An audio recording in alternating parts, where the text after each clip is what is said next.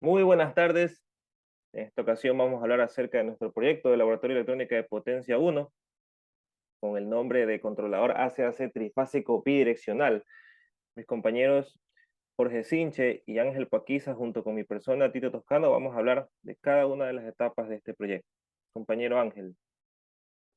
Bien, entonces en este circuito vamos a estar hablando de tres puentes que van a permitir generar unos pulsos. Estos pulsos permitirán activar unos tiristores o SCR que me van a permitir tener una señal rectificada o controlada dependiendo del ángulo de disparo que yo desee. Bien, en este circuito está dividido por tres fases, ya que estamos usando una fuente A, una fuente B y una fuente C. Estas fuentes se encuentran desfasadas a 120 grados entre sí. Bien, entonces en la primera línea, que vamos a llamar esta, tenemos el circuito, todo el circuito para generar los pulsos de la fase A.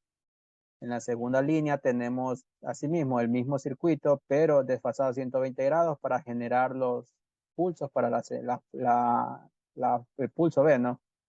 Y en la tercera línea tenemos el circuito para generar los pulsos C.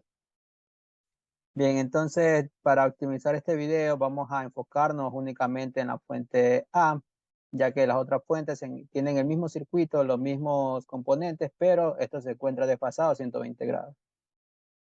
Bien, entonces empezando, tenemos la primera señal que nosotros vamos a generar, la cual es una señal de cruce por ceros que nos va a permitir identificar cuando nuestra fuente de voltaje, que en este caso es de 12 voltios pico a pico y a una frecuencia de 60 Hz, está cruzando en este caso por la referencia que es cero.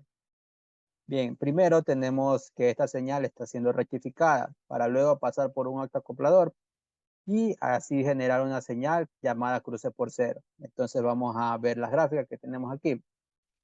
Entonces nos vamos a las gráficas, mostramos el voltaje que tenemos, en este caso en el diodo del autoacoplador y la señal de cruce por cero. Ok. En la señal verde podemos ver el voltaje de ánodo cátodo del diodo y en la señal roja tenemos la señal cruce por cero. Como podemos ver, la señal roja manda un voltaje de aproximadamente 1.5 voltios, justamente cuando la señal, en este caso la fuente A, está cruzando por el cero. Y cuando no se encuentra cercano al cruce por cero, manda un voltaje de 0 voltios. ¿Pero a qué se debe esto? Que envía 1.5 y 0 voltios, se debe al siguiente circuito que tenemos a la derecha, que en este caso es la fuente de voltaje de 12 voltios, una resistencia de 20K y el autoacoplador, que en este caso cuando se realiza el cruce por cero, esta señal pasa directamente a 0 voltios y entonces el transistor coge una señal de 0 voltios y no la activa, pero cuando ya no está en el cruce por cero, se envía una señal de 12 voltios que permite activar este transistor. Pero ¿para qué activamos ese transistor? Entonces, ese transistor lo vamos a activar para poder generar una señal rampa, que es la siguiente señal, la cual vamos a describir a continuación. Bien, en este circuito recibe la señal de cruce por cero y genera una señal rampa. ¿Cómo genera una señal rampa? Lo genera mediante la descarga y mediante la descarga del capacitor, la carga y la descarga del capacitor. Entonces, tenemos lo siguiente. Eliminamos primeramente las señales de voltaje antes mencionadas y mostramos el cruce por cero y la señal rampa. Bien, entonces vemos aquí que cuando el cruce por cero termina, entonces empieza a cargarse el capacitor y de nuevo cuando el cruce por cero empieza, el capacitor se descarga automáticamente. Esta señal de rampas nos va a permitir, va a ser una parte fundamental para que podamos generar los ángulos de disparo. Bien, aquí cabe aclarar algo, que nosotros no estamos controlando al 100% el ángulo de disparo, que sería un ángulo de 0 a 180 grados, sino más bien nosotros estamos controlando, tenemos control en el rango de 162 grados aproximadamente, que en tiempo eso equivale a 7.4358 milisegundos. Bien, también podemos ver que nuestra señal rampa tiene un valor de aproximada 5 voltios. Bien, luego de que generemos esta señal rampa, nosotros nos vamos a la siguiente etapa, que es la señal de generación de PWM o la señal comparación. En este circuito utilizaremos un OP-AMP, el cual está polarizado de 12 a 0 voltios. ¿Y qué va a recibir este circuito? Va a recibir la señal rampa y la señal disparo. Bien, la señal rampa ya la hemos estudiado y la señal disparo es la siguiente. La señal disparo está conformado por un divisor de voltaje en donde nosotros, dependiendo del potenciómetro que le estaremos seteando el valor, nos va a permitir variar los grados, que en este caso son los ángulos de disparo. Bien, entonces vamos a visualizar los voltajes de la entrada del OP-AMP y también la salida. Que la señal de salida es básicamente la que nosotros vamos a utilizar para nuestros pulsos. Bien, entonces en verde tenemos la señal rampa y en rojo tenemos la señal de disparo. Bien, entonces y la señal de morado nos muestra la señal PWM, que en este caso es la señal pulso, que va a estar yendo primeramente a una interfaz y luego a nuestro SCR. Entonces vemos que cuando la señal de disparo se intersecta con la señal de rampa, entonces se va a generar una señal PWM. Pero cuando la señal rampa ya alcanza un valor se va a 0 voltios, esta señal PWM también cae a 0 voltios.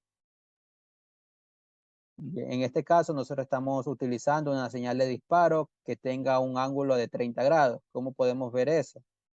Nosotros activamos el cursor y visualizamos en qué tiempo se dispara la señal PWM. Podemos ver que es un tiempo de 1.3561 milisegundos, que eso llevado a grados es aproximadamente a 30 grados. Bien, para tener un mayor control sobre el disparo, hemos realizado una tabla en donde podemos ver el valor seteado en el potenciómetro y la señal de grados que nosotros estamos generando. Ok, a continuación tenemos un circuito derivativo que permite tener únicamente el flanco de subida de la señal PWM. Bien, como podemos ver a continuación, primero eliminamos señales anteriormente mencionadas y visualizamos la señal PWM y la señal flanco. Podemos ver la señal flanco en color rojo y la señal PWM en color verde. Aquí podemos ver que la señal rojo solo tiene, o sea, se dispara a 8 voltios aproximados, únicamente cuando la señal PWM se encuentra en el flanco positivo. Ok, continuando con el circuito. Ahora tenemos la siguiente etapa, que es la detección del semiciclo positivo y semiciclo negativo de la fuente A. Bien, en esta etapa nosotros vamos a detectar una señal que se va a encontrar en 12 voltios y 0 voltios, siempre y cuando estemos en el semiciclo positivo y en el semiciclo negativo. Ok, les voy a mostrar a continuación. Primeramente aquí va a recibir la señal de voltaje, que es la fuente de 12 voltios que mostré inicialmente, y una señal de 0.1 voltios VDC, que es un voltaje fijo que va directamente al OP-AMP. Entonces, viendo acá, podemos ver primeramente la señal roja, que es la señal de 0.1 voltios, y la señal verde, que es la de la fuente. Y a la salida tenemos la señal de semiciclo positivo en morado, que nos indica cuando la fuente de voltaje está en el semiciclo positivo. Y asimismo tenemos para el semiciclo negativo, que acá también nos va a mostrar cuando la fuente está en el semiciclo positivo, en el semiciclo negativo. En este caso vamos a tener asimismo una señal PWM para el semiciclo positivo y para el semiciclo negativo de la fuente de voltaje A. Bien, entonces continuamos con la siguiente etapa. Tenemos la etapa de generación de pulsos. Esta etapa se encuentra conformada por una compuerta AND que está hecha a través de trictores. En este caso, va a recibir dos señales esta configuración de compuerta AND, la cual es la señal de PWM y la señal del semiciclo positivo. Bien, aquí vamos a generar primeramente el primer pulso. Vamos a generar el primer pulso. Bien, entonces, en este caso, cuando ambas señales se intersecten, se va a generar un pulso. Y en este caso va a ser el ángulo de disparo.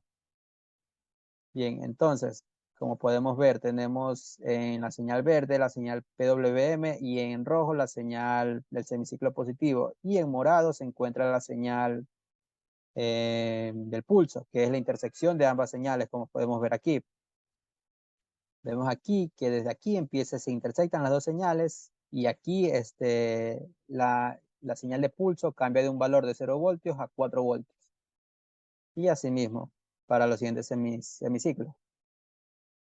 Ya, pero en ese caso es para el primer pulso, el cual empieza, como mencioné, empieza a un ángulo de 30 grados. Pero ya para el otro pulso, que en este caso se encuentra desfasado a 180 grados con respecto al primero, vemos que este pulso 2 se encuentra acá, desfasado 180 grados y sumado a los 30, hace un ángulo de 210 grados, que básicamente es 30 grados a partir de donde inicia el semiciclo negativo. Y aquí podemos ver que cuando se intersectan ambas señales, se genera un pulso, que en este caso ese pulso va a ser únicamente en el semiciclo negativo. Bien, siguiendo a la otra etapa, tenemos el circuito de interfaz, y en este caso lo va a hablar mi compañero Jorge. Bien, me presento, mi nombre es Jorge Sinche y estoy a cargo de hablar sobre el circuito de interfaz. Vamos a, como dijo anteriormente mi compañero Ángel, vamos a enfocarnos solamente en una de las fases. Entonces, esta es la configuración que se tiene para el circuito de interfaz, el cual consta de que una de las entradas va a ser el pulso 1 para la fase, luego de haber hecho las comparaciones respectivas, y también la alimentación DC, que sería de 12 voltios.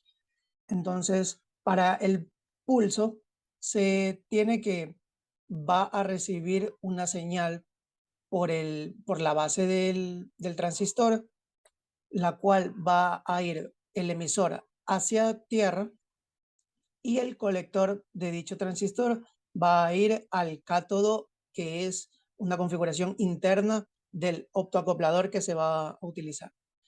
Y para la parte del ánodo, que es de la misma configuración interna del optoacoplador, va a recibir esta señal de 12 voltios VDC, con una resistencia aproximadamente pequeña, por así decirlo. Entonces, pero para obtener la resistencia que está por el lado derecho, la que estamos viendo a continuación, en esa resistencia se tuvieron que hacer varios cálculos, ya que dependíamos tanto de los valores del datasheet del optoacoplador y del SCR respectivo. Entonces, ¿de dónde obtuvimos estos valores? Pues del datasheet del optoacoplador sería del PC 816 y para el SCR sería el C230. Entonces, tenemos lo que es el voltaje de la fuente DC, que fue un valor de 5 voltios. El voltaje del colector emisor en trabajo de saturación va a ser de 0.2 voltios. Y para el voltaje de compuerta cátodo, se va a tener un voltaje de 1.9. Entonces, se va a realizar una especie de ley de voltajes de Kirchhoff en esta malla que voy a... Ay, el circuito, un momento.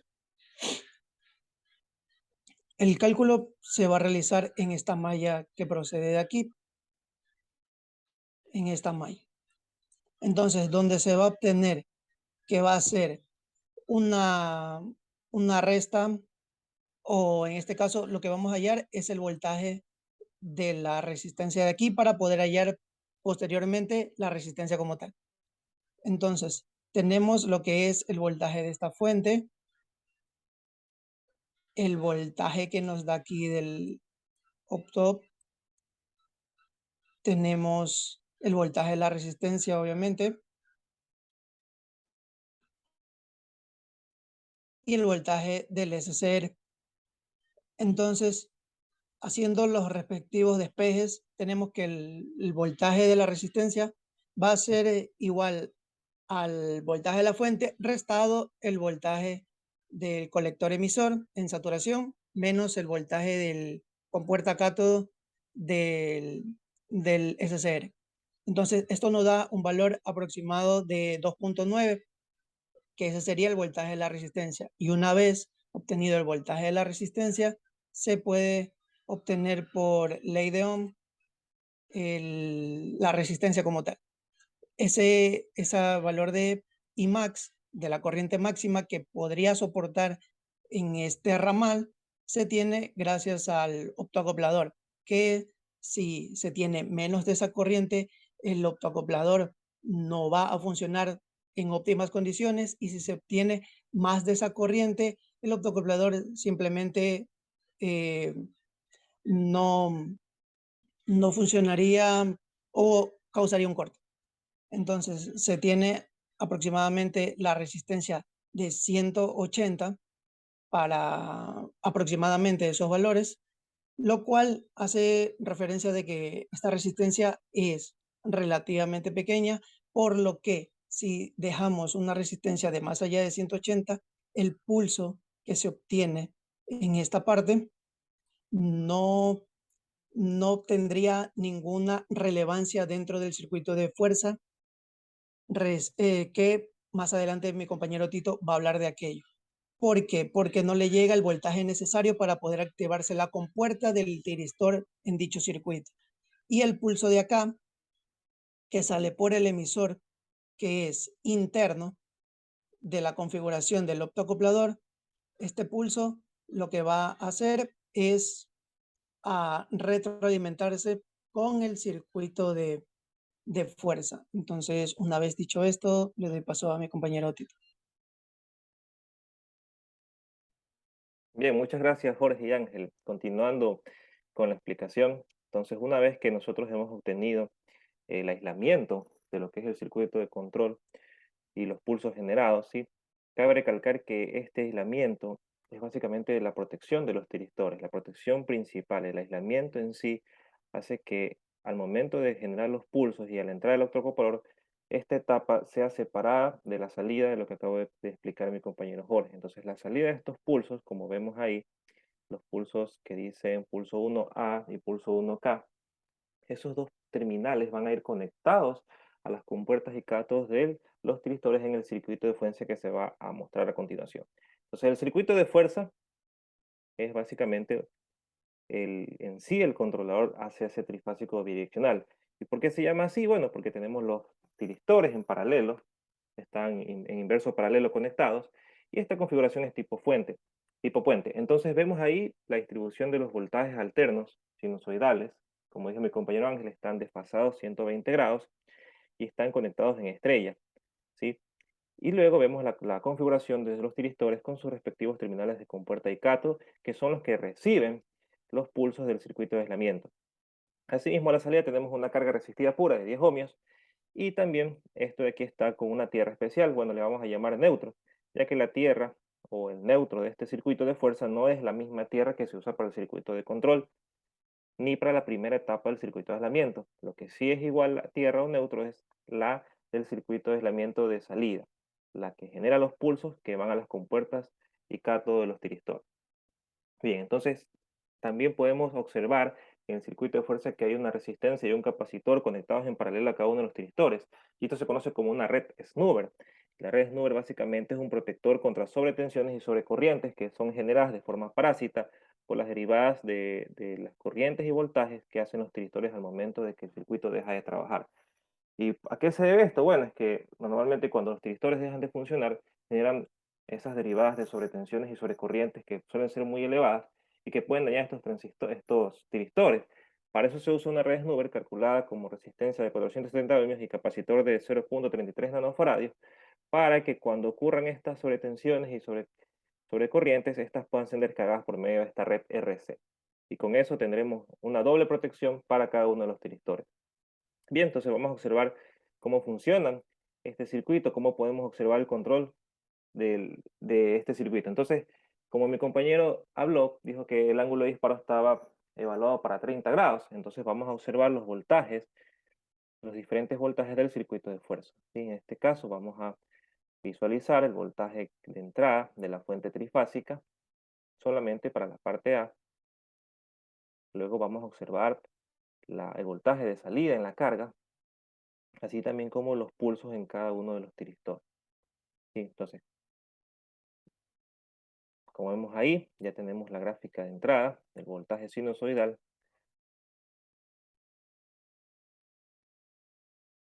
¿Sí? Y como ya se había hablado, el ángulo de disparo inicia en 30 grados, es donde inicia nuestro pulso, PWM. Obviamente, como la onda o el semiciclo positivo donde trabaja el primer tiristor termina en 150 grados, lo cual al sumarse completan los 180 grados que pertenecen al primer periodo de la onda. Luego de eso vienen asimismo otros 30 grados para que trabaje el segundo tiristor, o sea, que está en paralelo inverso, y este se dispara para que pueda trabajar en el semiciclo negativo de la onda restante de los otros 180 grados, y asimismo cuando ya terminará el pulso. Y asimismo podremos ver el control. Entonces, esto se repite, como obviamente las fuentes están desfasadas a 120 grados, se repite periódicamente. Y como vemos ahí el color rojo, cuando se apreció bien, puedes mostrar por favor, estaban ahí se pueden visualizar los disparos de la onda. ¿Sí? Para un buen efecto sería bueno quitar la onda de entrada para poder visualizar mejor en sí el control de esta onda. Vamos a retirar las terminales de punta y vamos a observar el efecto. Y como ven, ese es el efecto del voltaje obviamente en la carga. ¿Sí? Con el ángulo de disparo de 30 grados. Ojo que este ángulo de disparo es válido para todos los tiristores. ¿Sí? Con ángulos de alfa 1 y alfa 2, por decirlo así, iguales. Bien, ahora vamos a observar también lo que es el controlador en sí. Vamos a obtener la gráfica de todos los voltajes de salida en la carga para que nosotros podamos ver el voltaje trifásico. ¿Sí? No necesariamente los pulsos los podemos ver aparte para no confundir la visualización de la gráfica. Entonces ahí sí, ya nosotros podemos ver cómo están distribuidos pues, cada uno de los voltajes desfasados a 120 y con su respectivo ángulo de disparo. Asimismo, nosotros podemos modificar el ángulo. Como dijo mi compañero, tenemos un control de la onda de 160 grados, donde el máximo es ese, máximo 160, 161 grados. Entonces nosotros podemos tener el disparo y el control de eso de ahí. ¿Sí? Bueno, en sí ese es el funcionamiento. Ahora voy a hablar acerca de cómo sería una implementación física. Compañero, por favor, vamos a visualizar las etapas y a describir un poco cómo sería una implementación física. Como nosotros y como mis compañeros han hablado al principio, las fuentes alternas se las pueden obtener mediante transformadores, ¿sí? No necesariamente un transformador trifásico, sino que pueden ser transformadores monofásicos en la etapa de entrada, transformadores monofásicos reductores de 120 a 12 voltios y con una corriente más o menos de 3 amperios, porque vemos que también hay demasiados elementos semiconductores en el circuito, entonces necesitaríamos una alta cantidad de corriente para que abastezca todo. Usaríamos obviamente diodos rectificadores como puentes de 3 amperios, y este 1N4007 solamente es de 1 amperio, de 1000 voltios. Obviamente los números al final varían el voltaje entre 100 y 1000. Usaríamos tranquilamente un 1N5800405, que es para 400 y 500 voltios como máximo. ¿Sí? Asimismo los octocopladores, en este caso usamos el PC816, y lo que más está aquí en este circuito es los amplificadores operacionales. Como vemos en las siguientes etapas, son transistores BJT NPN, el 2N2222 de ganancia máxima de 100, resistencias, porque como se alimentan con 12 voltios continuos, tranquilamente podemos usar resistencias de medio vatio. Asimismo, el capacitor de 1 microfaradio, con que sea de 35 voltios o máximo de 50 voltios, es más que suficiente. Los amplificadores operacionales, pues dependiendo de cómo vayamos a elaborar nuestra placa, podemos usar el LM324, que es un circuito integrado que contiene 4 compuertas. ¿Sí? También podemos usar el LM358 de 2 compuertas, ya eso dependerá de la necesidad al momento de hacer en la placa PCB, ya que en el protoboard sí es mucho más fácil la conexión cuando se tienen varias compuertas en un solo integrado. Y bueno, las otras etapas que vemos que es como quien dice, bueno, en este caso la red de flanco no se la va a usar, no es necesario, pero sí la red que vemos a continuación, que es la de los semiciclos. Asimismo, sacamos estos semiciclos del transformador usando los diodos rectificadores, como dije anteriormente, que sean de 3 amperios y el transformador es de 3 amperios. Y en la siguiente etapa no usamos compuertas lógicas para la compuerta AND, sino que simplemente usamos transistores BJT. Estos funcionan al igual que una compuerta lógica basada en esta configuración. Y bueno, al final de esto de aquí utilizaremos en el circuito de aislamiento protecciones asimismo de diodos para el transistor, el electrocopulador, el PS816 y bueno, adquirir también una fuente de 5 voltios para que sea conectada en serie al circuito de aislamiento. Finalmente en el circuito de fuerza usaríamos asimismo los voltajes trifásicos, pero asimismo debe haber una fuente o una forma de que estos voltajes puedan ser desfasados a 120 grados. Los tristores, como mencionó Jorge, son C233D. Para este circuito, las resistencias de capacitores, en este caso el de 0.33 nanofarads, puede ser uno cerámico o de poliéster, y asimismo la resistencia de salida, si es posible, que sea de entre 5 y 10 vatios, no de medio vatio. Y bueno, esas son las especificaciones. También habría que probar que para el voltaje, que me olvidaba mencionar, el voltaje fijo que se usa para las comparaciones de los semiciclos positivos y negativos de los circuitos, se usa un divisor de voltaje. Un divisor de voltaje, que es una red sencilla de dos resistencias y se obtiene un voltaje a la salida. Y para el ángulo de disparo, nosotros usamos un potenciómetro. Y vamos a ver a continuación. Vamos a usar un potenciómetro y una resistencia en serie para que este potenciómetro no se queme y no reciba toda la corriente. Con esta configuración nosotros podemos obtener los diferentes valores de seteo para los diferentes ángulos de disparos que están a continuación. Y bueno, eso sería todo el circuito. Como dijeron mis compañeros, se repite para las fuentes B y C y es exactamente lo mismo. Y al final todo conectado, ese sería el controlador ACC trifásico bidireccional en esta ocasión. Muchísimas gracias.